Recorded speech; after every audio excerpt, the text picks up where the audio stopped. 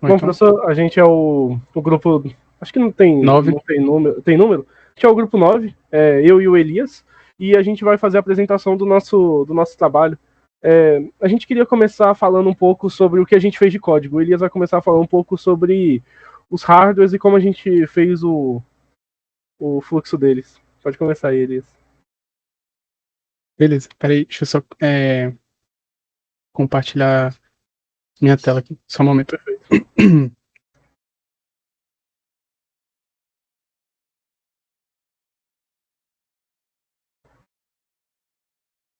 Meu nome é Elias, boa tarde.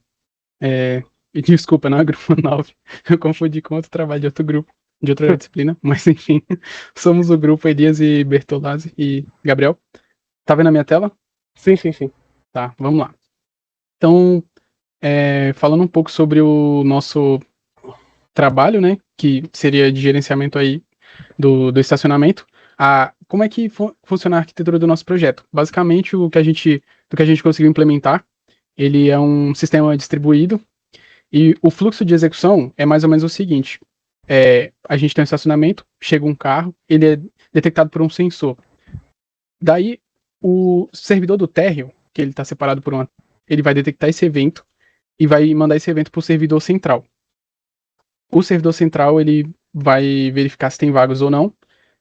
E após isso, ele vai mandar realizar uma ação, que daí é para o carro entrar e depois verificar os estados. E isso aí, um pouco depois, o Bertolazzi vai estar falando mais também.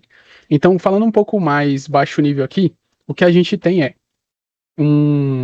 duas classes, uma classe sensor e uma classe motor. Então, basicamente, o que eu faço aqui é criar os objetos, né, para poder facilitar. Utilizando a orientação objeto, eu vou criar o objeto sensor e criar o objeto, instanciar o objeto sensor e motor, que vai ser o motor para ativar, desativar, cancela. Tem os métodos de ativar, desativar. Do sensor é para mim poder capturar, e também tem a parte de fazer essa integração com a GPIO e verificar a borda de subida e borda de descida. Então tá tudo nessa classe sensor e motor. Daí eu tenho uma outra classe que é a cancela, e ela junta a classe sensor e a classe motor e cria uma cancela em si. Que aí a cancela ela vai receber o motor dela e vai receber sensor. Então ela vai receber um sensor de chegada e um sensor de passagem, que é quando o carro chega, e do outro depois quando ele vai passar. Aí um com borda de subida e o outro de passagem, ele vai ser ativado com ele vai mandar o sinal, o evento quando for constatada a borda de descida, quando o carro já tiver passado. Então, basicamente essa parte do hardware é isso, essa é do hardware. Aqui, né, nesse outro arquivo úteis, a gente tem a classe vaga scanner, que basicamente o que ela faz é uma varredura das vagas. Então, no sistema que foi fornecido nas RASPs e o sistema que o professor criou, a gente tem a multiplexação das vagas. Então, em vez de a RASP ter um sensor individual para cada vaga, né, para poder saber, então, fazendo a multiplexação, a gente consegue simplesmente usar três pinos da GPIO para poder saber qual vaga que é, né, de 0 a 7, e daí saber se ela está sendo utilizada ou não. E daí aqui a gente faz aqui a instanciação, né, do objeto, que esse aqui é o método construtor. E depois aqui a gente faz a verificação dela, coloca os pinos que a gente quer, faz um for para poder iterar vaga por vaga, e daí tem a função de verificação para ver se a vaga está ocupada ou não, e daí ela faz a integração com as classes mais alto níveis, que são as classes de servidores, que daí elas verificando alguma mudança nas vagas, se ela foi desocupada ou não, isso gera um outro evento para poder avisar se tem um carro que está saindo, ou seja, se ele saiu da vaga ou não, e etc. Então é isso que essa classe aqui faz, essa parte de verificação de vagas. E eu acho que nessa parte de hardware, acredito que seja isso. Então agora o meu amigo Bertolazzi vai falar um pouco mais sobre os servidores. Bom, eu vou começar falando do servidor central. Fazendo uma comparação um pouco esdrúxula, eu diria, é como se o servidor central ele fosse o gerente, o cérebro do projeto, e o servidor andar 1, andar 2 e térreo, eles são os operários. Então, o que vai acontecer? No nosso servidor central, a gente tem a contagem dos carros de cada andar, e a gente também tem um mapa de todas as vagas, dizendo se ela está livre ou ocupada. Mais tarde a gente vai fazer a execução do nosso código para ver como é que ficou lá, a gente fez uma interface para isso, e se ele recebe chegada veículo, pode baixar um pouquinho aí. Pode baixar, cadê chegada veículo? Ali. Aí, ó, chegada veículo. Se ele recebe chegada veículo, ele incrementa a contagem do térreo, e se ele recebe passar e subir do andar 1, ele incrementa, e a mesma coisa do andar 2. Ele envia comanda de volta para os outros andares, como, por exemplo, abrir cancela. Como eu falei, ele é o cérebro. Então, por exemplo, apareceu em um andar que chegou um carro. Quem manda abrir a cancela é o central. Então, na verdade, a única coisa que ele não faz é o pino da GPIO. Por quê? Porque ele é um software de gestão. Quem está fazendo essa parte da GPIO, fazendo as análises, abrindo ou fechando, ele manda o sinal, mas quem abre e fecha objetivamente são os operários, que no caso é o servidor 1, 2 e 3. E agora falando um pouco dos servidores, o código deles é bem simples, pode pegar o servidor 1, que ele tem a função de subida e descida. Bom, eles são basicamente o cérebro, o cérebro não, desculpa, o braço. Então, eles têm uma rotina contínua que escaneia as vagas, é a função scan vaga thread. Deixa eu ver. Scan vaga. Aí, ó. Scan vaga thread que analisa todas as vagas. Aí a gente tem os endereços dos pinos, né? E aí ele consegue verificar todas as vagas. Eles detectam os eventos de hardware e aí eles mandam pro cérebro. E quando o evento ocorre, eles não tomam a decisão. Em vez disso, eles empacotam e mandam pro servidor central.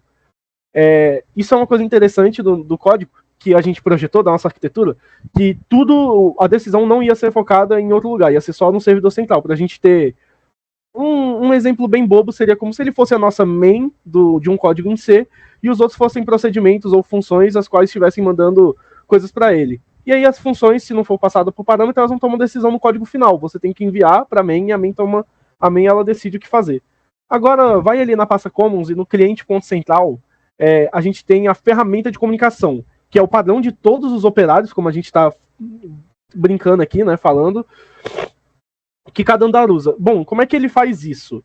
Ele tem todo o código de conectar o servidor central com os outros pelo protocolo TCP/IP. E por que ele está na pasta commons? Por que ele não é um servidor e tudo mais? É porque, na verdade, não é um servidor, ele é só um meio de comunicação que está agendando esse protocolo TCP/IP para ser utilizado.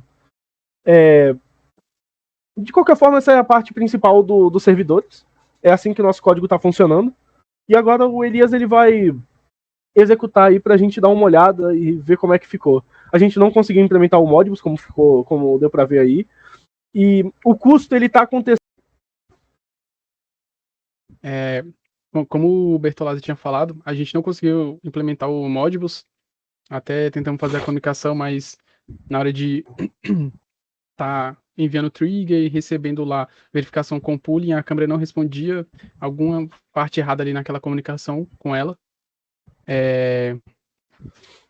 Agora eu vou rodar o trabalho.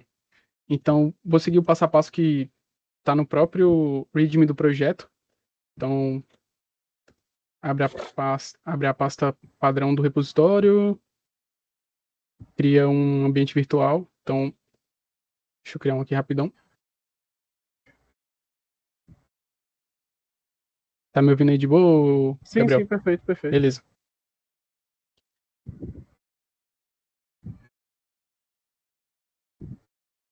Então, já criei o um ambiente virtual, vou me conectar a ele. E agora a gente vai utilizar o Tmux, que é uma ferramenta para poder utilizar vários terminais ao mesmo tempo. E aí ele cria processos para cada terminal. Então, consigo utilizar aqui com Ctrl B, que é um command para poder utilizar as funções.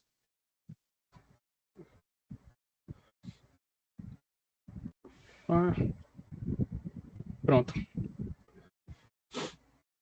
A ordem de execução, primeiro os servidores, eles, da forma como foi falado pelo Bertolazzi, eles estão se conectando pelo protocolo TCP/IP, utilizando aquela libsocket.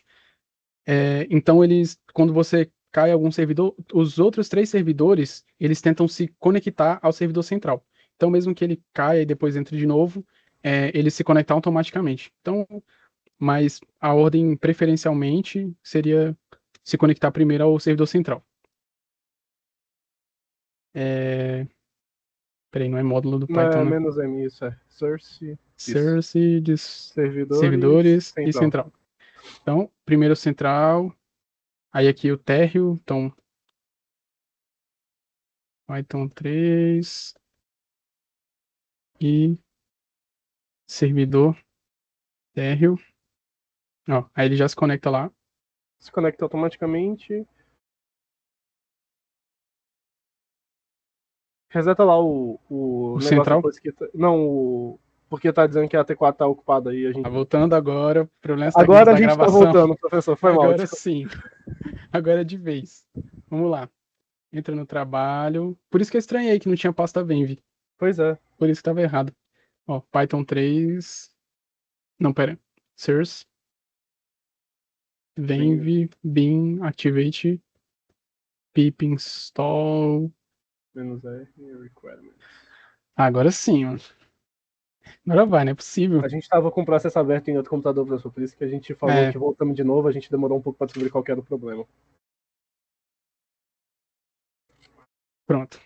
Vamos lá. Tmusk. Abre um aqui. Abre outro aqui. E outro aqui em cima. Beleza, agora sim. Python 3, Tem o ele src. depois do pai.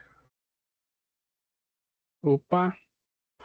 Então, professor, só explicando, a gente tinha explicado isso, mas a gente acabou tendo esse problema. Na verdade, não tem uma ordem específica para você abrir o servidor, você pode abrir em qualquer ordem.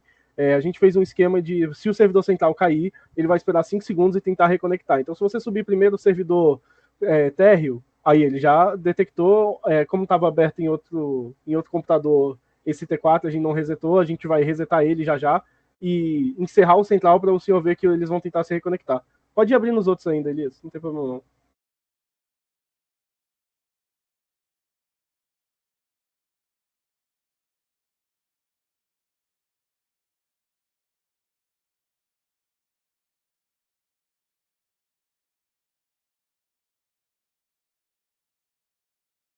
Dois. Opa. Problemas técnicos. Caraca.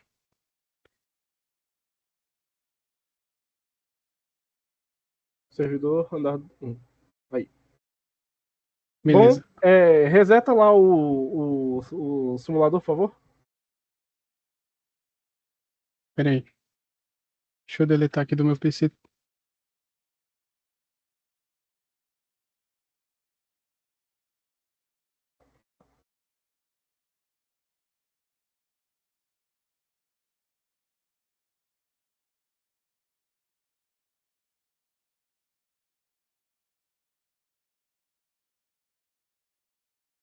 Conseguiu resetar? Aí, ó, a gente derrubou e eles estão tentando conexão. Agora que ele voltou, conectou, conectou e conectou. Perfeitamente como planejado. Agora, a gente vai fazer a execução do simulador em conjunto.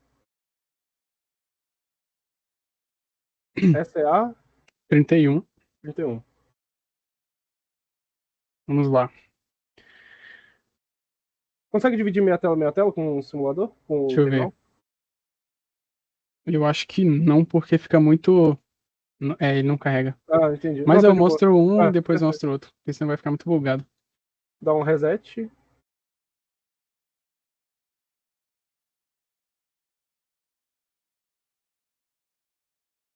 Agora sim. Vamos rodar aqui a Reseta que aplicação. tá a T4 ocupada. Tá? Tá não? Tá. Não tá mostrando aí. É Ah, porque a não. gente... Tem que aí. resetar aqui, né? Aí, Isso, beleza. aí vai. Ok, agora. Opa. Ó. Vamos lá. Entrada. Detectou. Viu que E subiu aqui pro primeiro andar. E ele tá na A5. na A5. Vamos verificar aqui. Ó, A5. A5. Primeiro andar. Perfeitamente. Perfeito. Aí, Ó, mais um. Entrou. Chegada do veículo. Passou pro primeiro andar. Na A2 agora. A2. Perfeito, perfeito. Agora tira o da A2 aí. Bota ele pra sair daí. O da A2 sai. Perfeito. Primeiro andar. Decrementou. É isso aí. E só como a gente não tinha falado, infelizmente não conseguimos, né, implementar o Modbus para poder ter aqui o painel de vagas, porque necessariamente precisa dele. E também para poder fazer um gerenciamento dos carros, como o Bertolazzi já tinha falado, a gente precisaria da placa para poder saber se aquele realmente o carro que está saindo, a gente tem a informação dele, saber quem entrou, quem saiu. Então, por conta disso, a gente não vai ter essas informações. Fazendo mais um teste aqui.